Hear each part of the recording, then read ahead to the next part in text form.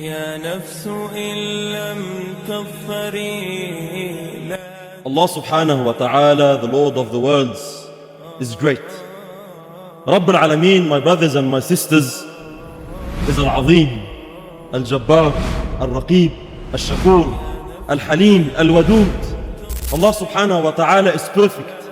ليس كمثله شيء subhanahu wa ta'ala. There is no one and there is nothing like Allah subhanahu wa ta'ala. Allah is the greatest.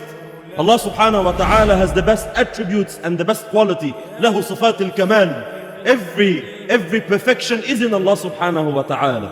And Allah subhanahu wa ta'ala, if a person manages to build a relationship with Him, if you can link with Allah subhanahu wa ta'ala, verily, you have got something very, very precious.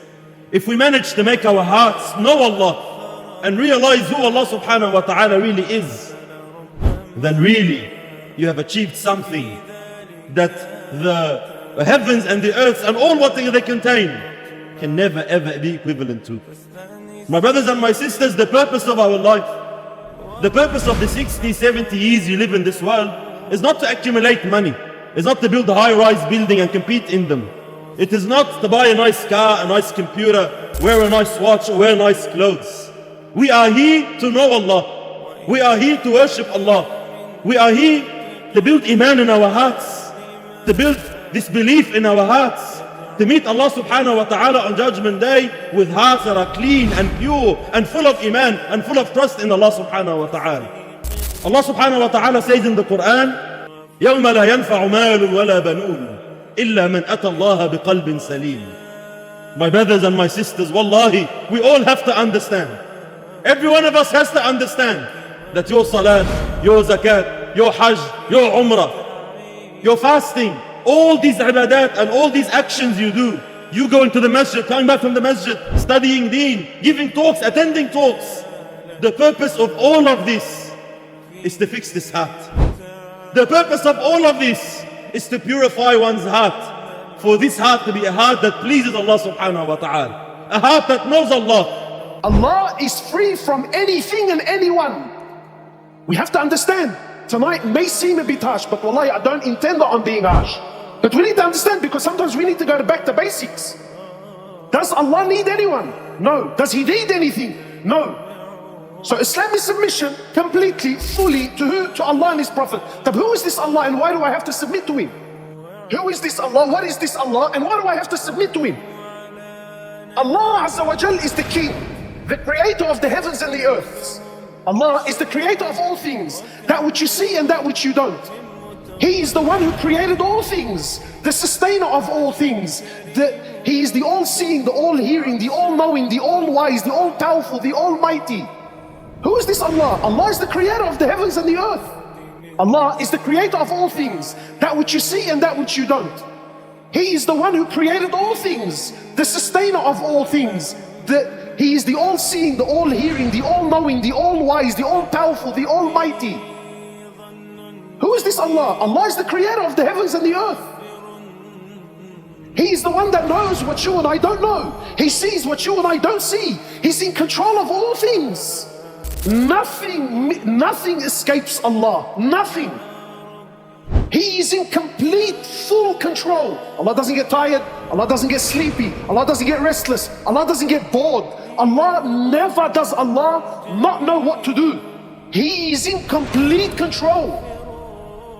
Allah says in the Qur'an, وَمَا تُنْفِقُونَ إِلَّا ابْتِغَاءَ وَجْهِ اللَّهِ. You're only spending your money to see the face of Allah. You're spending your money fi sabilillah to see the face of Allah. Allah says you're being good to your relatives in order to see the face of Allah. Allah says you're being patient. وَالَّذِينَ صَبَرُوا ابْتِغَاءَ وَجْهِ رَبِّهِمْ. They're being patient in order to see Allah subhanahu wa ta'ala and the face of Allah subhanahu wa ta'ala. And the Qur'an tells us that when we see the face of Allah, when we see the face of Allah, our faces will become bright and shining.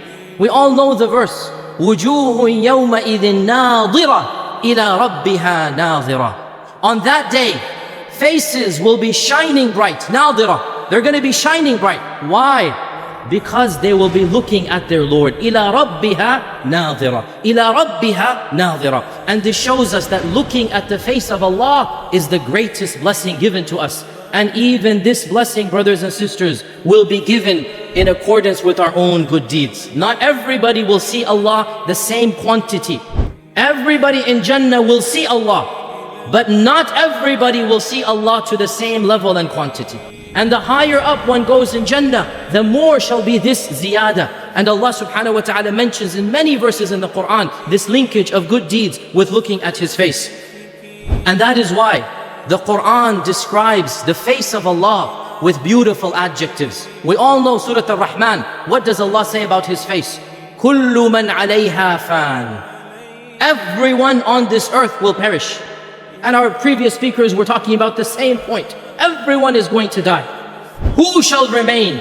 وَيَبْقَى وَجْهُ رَبِّكَ ذُو الْجَلَالِ وَالْإِكْرَامِ. And the wajh, the face of Allah subhanahu wa ta'ala will remain.